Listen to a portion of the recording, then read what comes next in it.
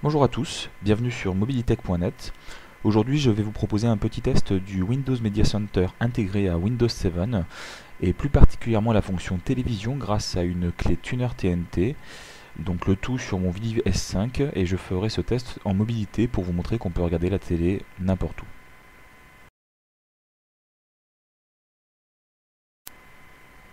Voilà, donc le Windows Media Center démarre et on arrive donc directement sur le menu.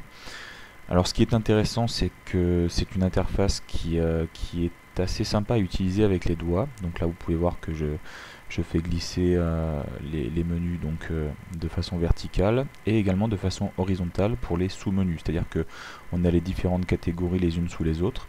Et quand on est dans la catégorie par exemple TV comme ici, je fais glisser en horizontal pour accéder aux différents sous-menus. Donc c'est la même chose pour les différents menus, tâches, TV, film, musique, etc. etc.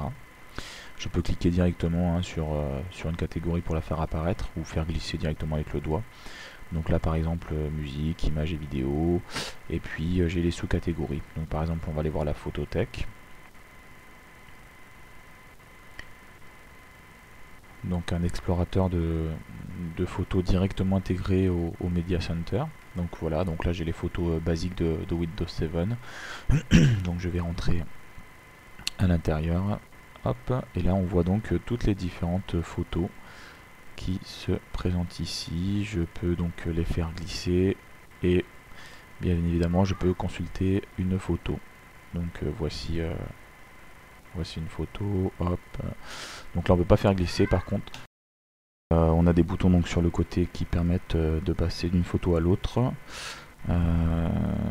qui sont assez gros. Par contre, alors au niveau de l'ergonomie globale du Media Center par rapport à l'utilisation sur un écran tactile, je trouve que certaines choses sont bien faites et d'autres un peu moins bien faites. Là le bouton pour revenir en arrière était un peu petit, le bouton pour fermer là vous voyez c'est assez compliqué de venir l'atteindre. Les boutons en haut également pour lancer la lecture et tout, je les trouve un petit peu trop petits.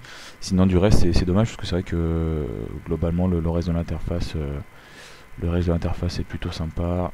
On peut faire glisser très facilement les menus avec le doigt. Donc ça c'est plutôt sympa, ça fait penser un peu aux menus qu'on a sur la PS3.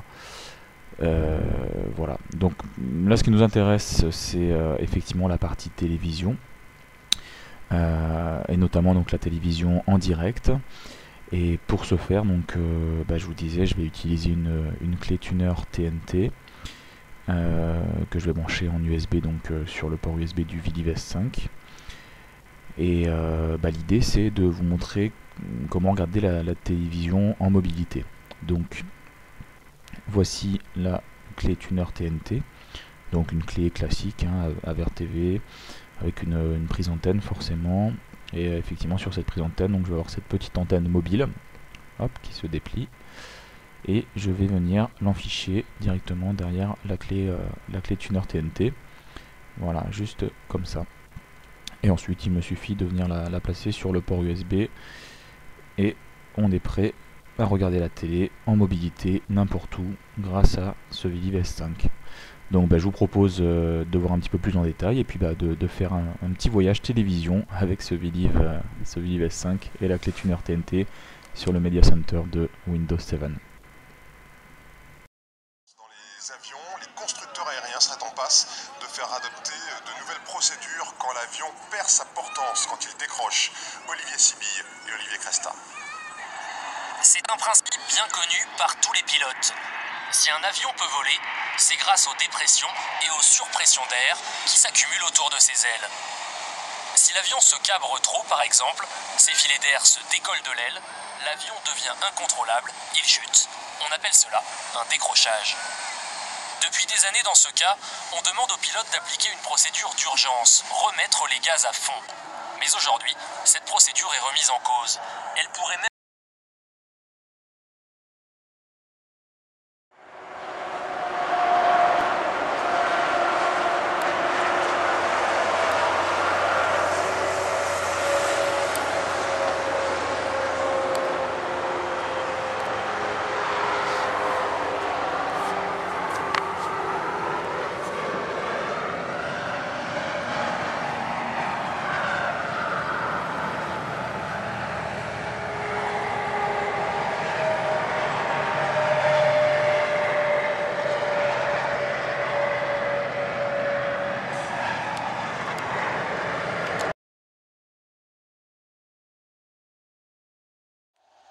Chelsea avec la sortie de Michael Ballack, vous voyez qui pointe quand même sérieusement.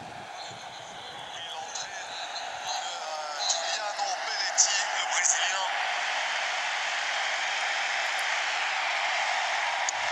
33 ans, il n'a pas beaucoup joué, l'ancien défenseur du FC Barcelone. Ouais, ça peut être le dernier match de Ballack.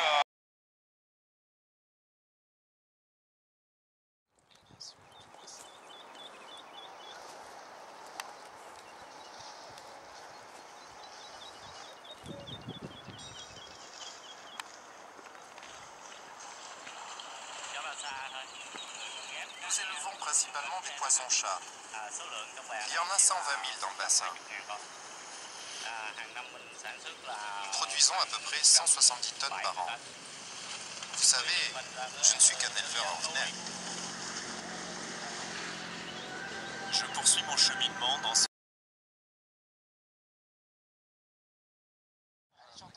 Attaque et on te suit. Alors, on réveille tout le monde. 3, 2, 1.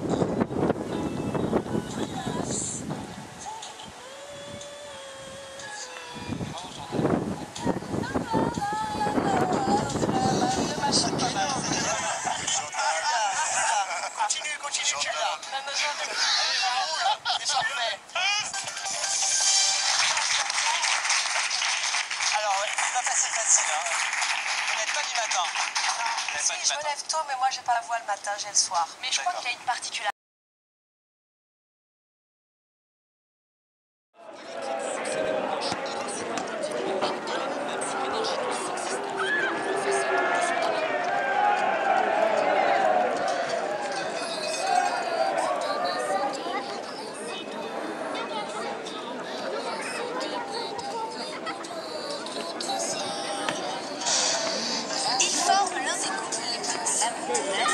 Vanessa Paradis, l'enfant chéri des Français, et l'acteur Johnny Depp gèrent à merveille leur notoriété et leur vie privée, tellement qu'ils veulent qu'on s'ouvre les portes de leur jardin secret.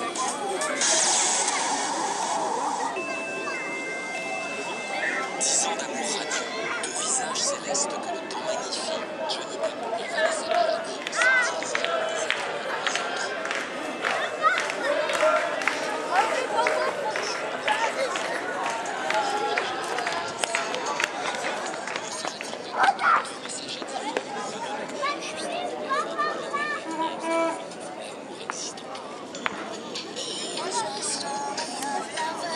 C'était en 1998. Quand leur relation débute, personne en France n'en croit vraiment ses yeux. Trop beau.